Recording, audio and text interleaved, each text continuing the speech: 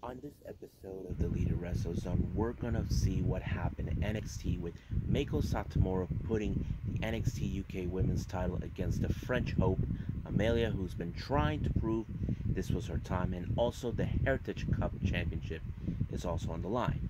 We're also going to see the final go-home show by Impact Wrestling to this Saturday's Slammiversary, what took place during this time.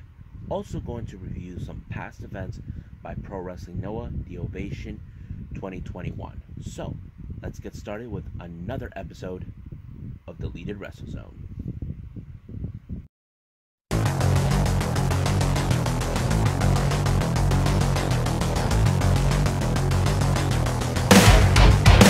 Are you ready? Get up, get up! Get up, get up! Get up, get up! Get up, get up! Get up, get up! Get up, get up!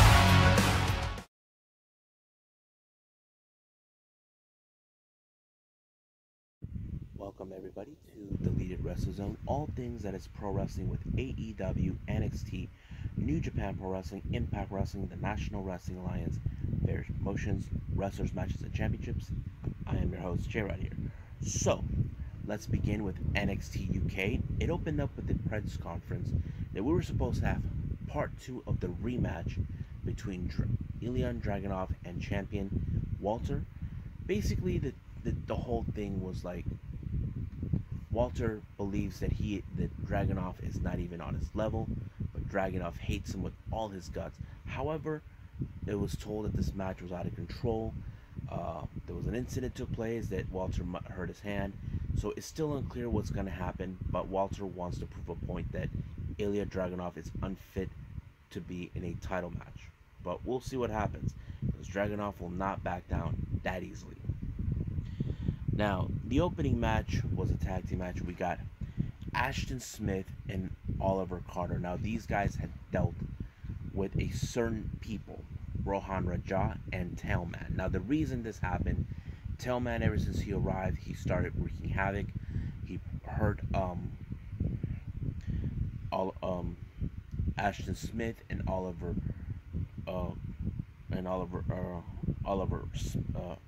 Ashton Carter and Oliver Smith, and of course Rohan Rajan joined him. So this is more of like who's going to be the most dominant one in this one. So basically, you can see that Carter and Smith did a pretty good job in this match, but however, the brutalness between both Tailman and Rohan has proven that they are now going to become an unbeatable force. It wouldn't surprise me as a tag team fanatic like myself that there is a possibility we could see them go for a tag team title hunt. And that's something I could see down the line, but we'll see where we go from there. Now, there's an update with A-Kid. As you know, he had his knee bend this way during a match against Jordan Oliver, but he asked Sid Scala when he gets better, much better, what he wants a 30-minute Iron Man match. So Sid Scala went to talk to Johnny Saint if he's cool with the idea. So we still don't know yet, but hopefully we get to see it. Now, a video package came from Aoife Valkyrie. She's been aware now that Ginny has been watching her back. Now, the reason Ginny's been following her, Aoife Valkyrie just came back out of nowhere when she had her disappointing first-time loss against Meiko Satomura. Ginny is starting to believe that she is a fraud, and she wants to prove it. But Aoife Valkyrie's like, I'm not a fraud. I mean, look, Aoife has always been one of those dominant women who should have already gotten a chance of the NXT UK Women's title, but however, that didn't go that well. But I do believe she could get her hands on a title, but whatever goes on between those two, it's gonna be killer. Excuse me. Now, the next match, we have the NXT UK Women's Championship between the French Hope, Amelia, and the final boss, Meiko Satomura. Now, Amelia has been trying and desperately felt that the NXT UK brand has been overlooking her. She took out Zaya Brookside out of the gauntlet match, believing that she will be rewarded for her spot. But however, Sid Scala did not reward her, gave her another opportunity to face. But she took her anger out on Meiko Satomura, believing that she took that opportunity from her, that it was hers. But she attacked Mina Samuels, who was trying to make a point that she is the well-deserving one. But Amelia took matters in her own hand and took her out. But this match was like proving that Amelia could be in the same level as Meiko Satomura. But however, the final boss is one person you don't want to underestimate. Now, Amelia can say all she wants that the match itself, that this will be her night. But you cannot deny the ability of Meiko Satomura, how she's a veteran in the game, one of the most popular Yoshi wrestlers in all of Japan and in the UK. So it's pretty awesome to see, but however, it was the final boss with the final blow, and bam, 1, 2, 3, it is over, baby. And she retained her title. But the real question now remains, who will be the lucky contender to face her? Well, I don't know, but I'm sure others will be watching.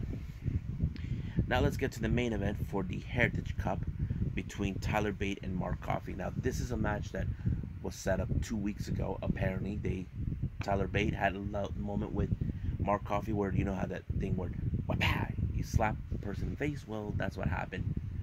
Like the first round, it ended up 0. Second round ended up in Tyler Bate's favor. Third round ended up in Mark Coffey's favor. But the next round, it's whoever, if they can, in the next couple of rounds, whoever pulls off the one win wins the entire thing. And it turned out it had to be Tyler Bate, and he retained the Heritage Cup. So the real question is, who will be the next challengers to challenge Tyler Bate for the Heritage Cup? We will find out in the upcoming weeks when that day happens. So I think we'll end it right here and move on with Impact Wrestling.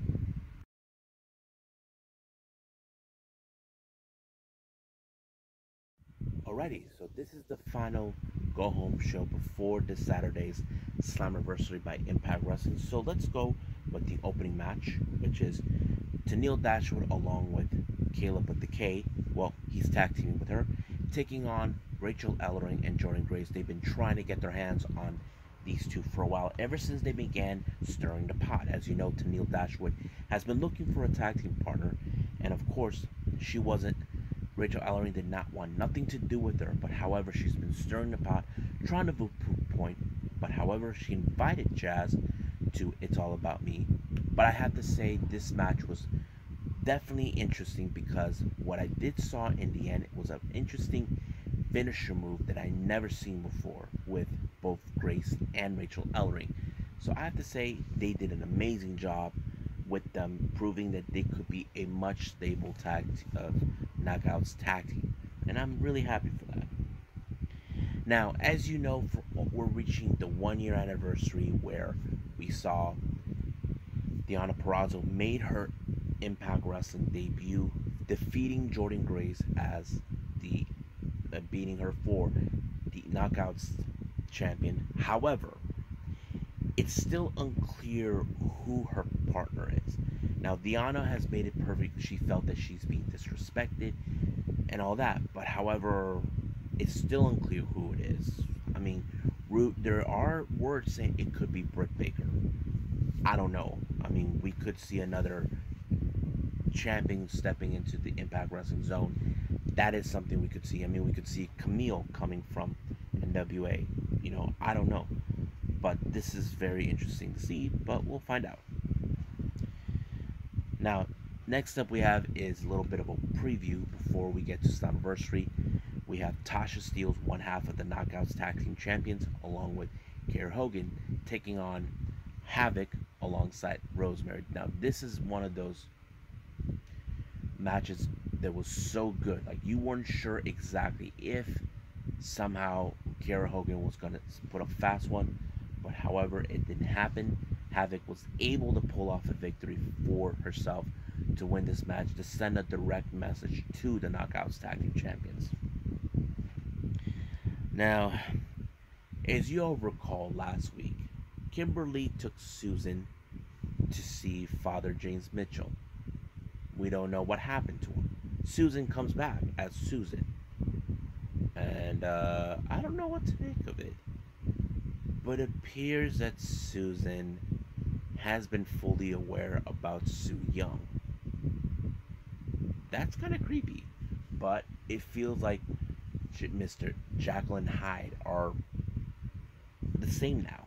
I don't know. And of course she dragged Kimberly into the room. But we'll see what happens. I'm just, wow. Kimberly made that mistake. Or maybe Su Yung was playing us. I don't know. Next up we have Stephen Macklin's taking on Cal Harrow. The match was okay. I'm not going to say, I mean, Steve Macklin really is trying to prove what kind of wrestler he is, and I think we need to pay a little more attention to him, see what he can do. I feel like they should put him in a good competition match. It would be great, and that's what he wanted when he won his match. He demanded that on the press comp, like right at the post match. Excuse me, but we'll see who will be the lucky contender to face him off. Next up, we got Ace Austin, Madman Fulton, Rohit Raju, and Shera taking on Josh Alexander, Trey Miguel, Petey Williams, and Chris Bay. Now, this is more about the survival of the fittest of the X Division Championship. We have two sides. You got Ace Austin and Rohit Raju with their big guys, making sure they win their match, and then of course you got the other team that feels like that they need to ensure that that these guys do not take it. However, the match was pretty darn good, but the ending was perfect. Chris Bay was able to pull a fast one to make sure he wins the match. However, it was revealed Chris Bay is not taking sides with no one, so he's on his own side. Now, could this be a potential threat to both sides between with Rohit and Ace Austin taking on the other three competitors, plus Chris Bay on his own? Because if you look about it, there's a lot of disadvantages. Chris Bay can easily win the X Division title back. It could happen.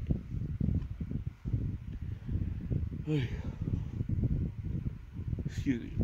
Now, for a while now, Brian Myers has been had it out. He thinks that Matt Cardona is in Impact Wrestling, trying to steal his thunder, trying to try to steal everything from him. But the reality, it wasn't that.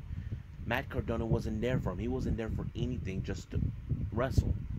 But, however, he tried to get Hernandez to do his dirty work, but it turns out it did not work. But he contacted someone who is familiarized with him, who knows him. But we'll see what that goes. Now, as we continue more with that idiot Brian Myers, he calls out Jake something because he wants to keep to his word about, okay, you're a professional. Turns out it wasn't that. Even Jake something brought Cardona to be by his side to watch him because he knows that he cannot trust. Now, as soon as things escalated, Nat Cardona had him right where he wanted him until someone uploaded him, and that was Tennille Dashwood. Now, if you guys are well aware, Tennille Dashwood and Matt Cardona actually used to date in real life until he broke things up with her, and that was pretty much it. So they're kind of playing that story that there was a bit of a history. But however, because of what happened, Matt Cardona was not too pleased. He was still mad. He was upset for what happened. But however, the more decided, it was supposed to be Cardona versus Myers in a match, but however, he decided to change it. Since Matt Cardona is Brian Myers is gonna have Tennille Dashwood by his side, Matt Cardona should do that, and he gave a little reference. It's gonna be a hot mess. Anybody know what that means? You know what that means. It's possible we could see Chelsea Green. Now, we know she's still not medically cleared. We know in Baltimore she was not, but in Nashville, I don't know.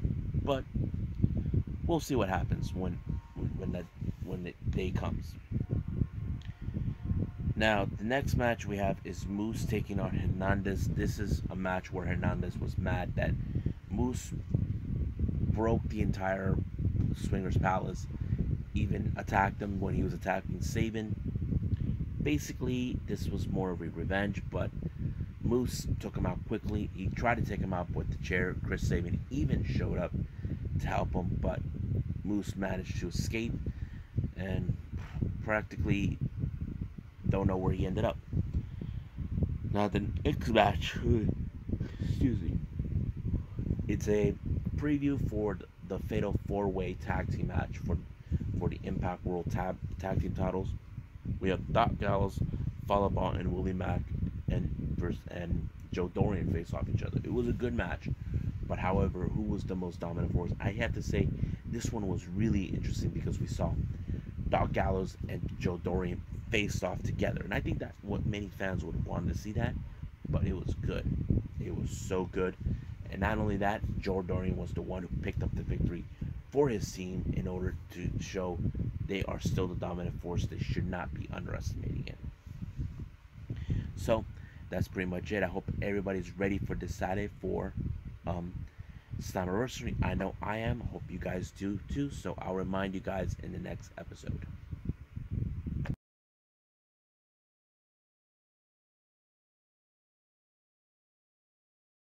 Okay, so this is day one of the Ovation 2021 by Pro Wrestling Noah.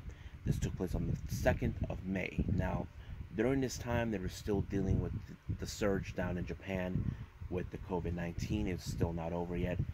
But the event itself was pretty well, from my understanding.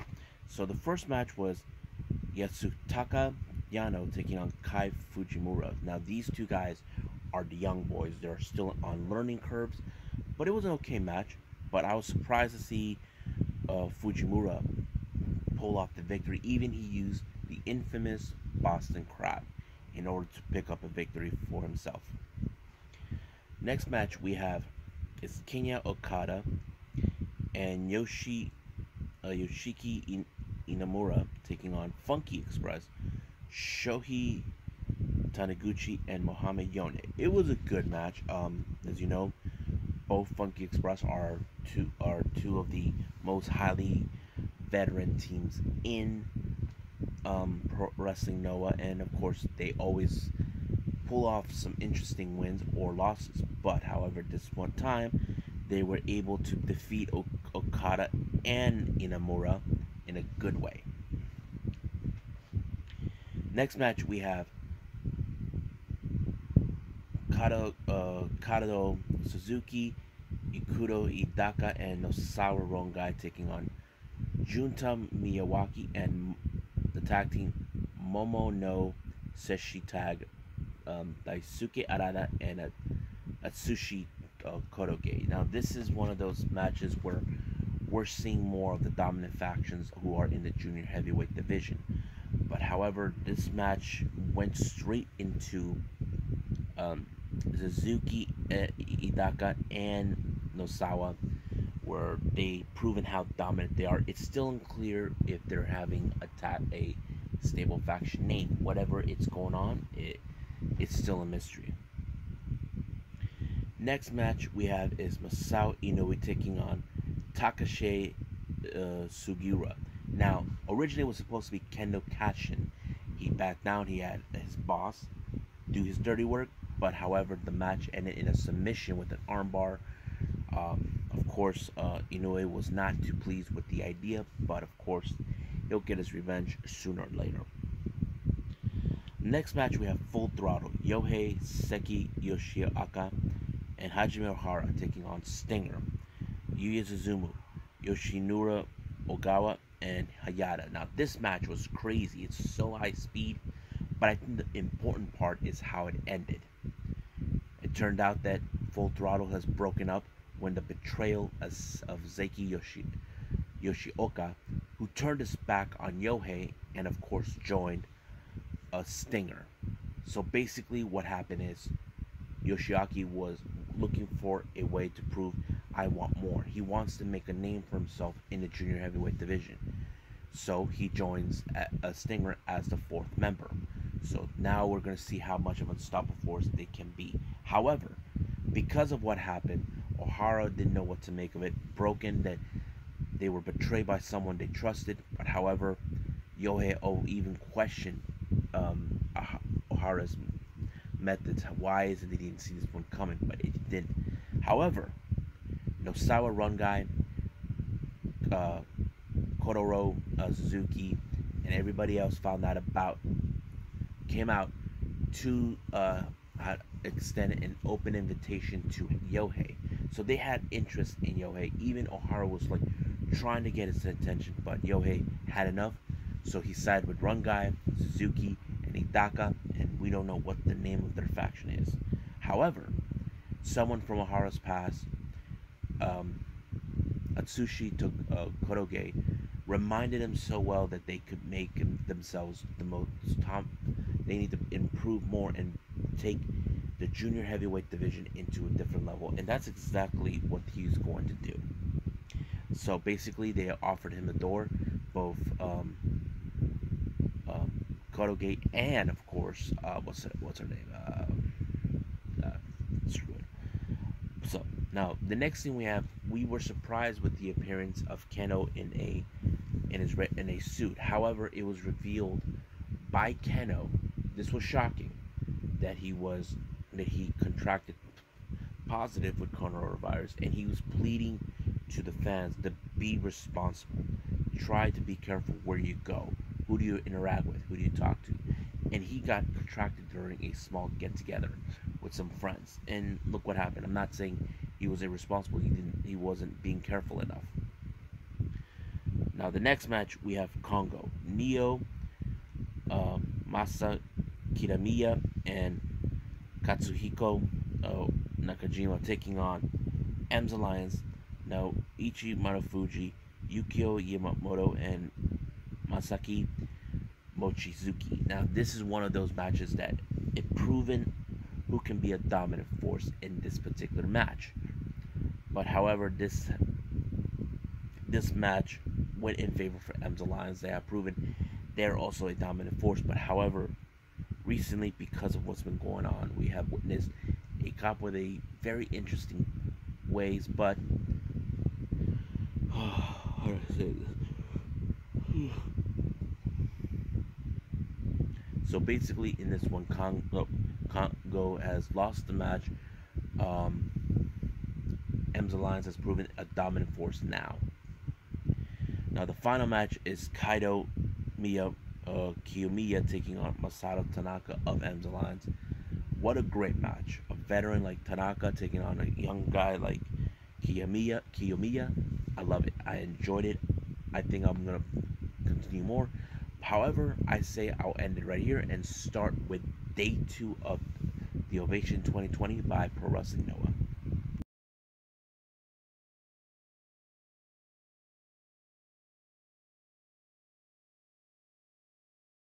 Okay, so we're in day 2 of the Ovation 2020 by Pro Wrestling Noah. This took place on the 3rd of May. Opening match, we have Yatsutaka Yano, Kai Fujimura, and Kinya Okada taking on the unknown faction name. We have Kotaro Suzuki, Nosawa Rungai, and Yohei. Now, this is, I can tell you in this particular match, that recently, ever since Yohei sided with Rosa, he has been hungry for retribution for Stinger for what they've done. If you guys remember, I mentioned Yohei used to be a Stinger member until he was forced out, and so was Suzuki. And now they're teaming up. But you can guess right away that Suzuki, Rungai, and Yohei won the match. Next time we have Masao Ino. He was supposed to face Kendo Kashin last time, but this time he had to face him. But this time he was put himself in one of the most toughest matches ever until Kendo put him in the armbar and he made him tap out.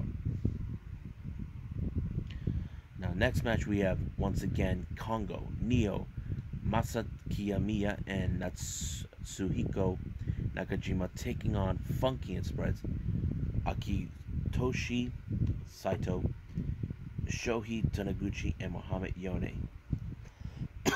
This is one of those times where we're seeing Kongo proven how dominant they have shown since since they were formed and adding new members. But this time it was, of course, Nakajima that put out Saito out of commission and pinning him 1, 2, 3. No, wait a minute, that wasn't him. That was Taniguchi. He was the one they pinned. So it looks like we could see a rivalry between these two teams.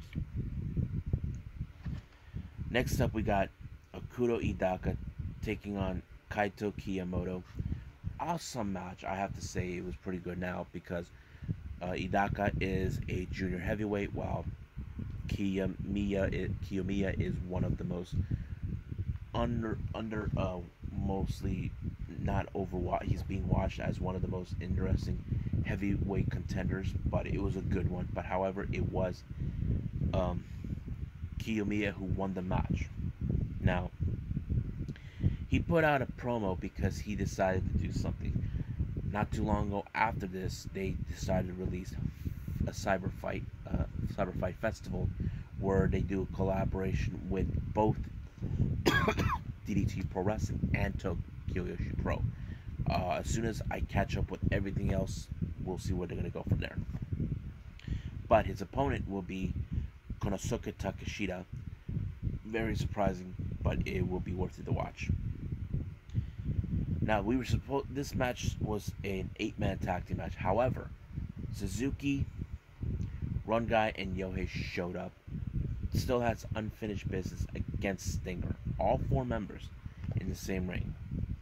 But however, their match was against Junta Miyawaki, Hajime Ohara, Momono Shinshi Tag, which is Atsushi Kotoge, and Daisuke Irada. Now, this match has proven how Stinger has improved now that Yoshiaki has now enjoyed being in the team.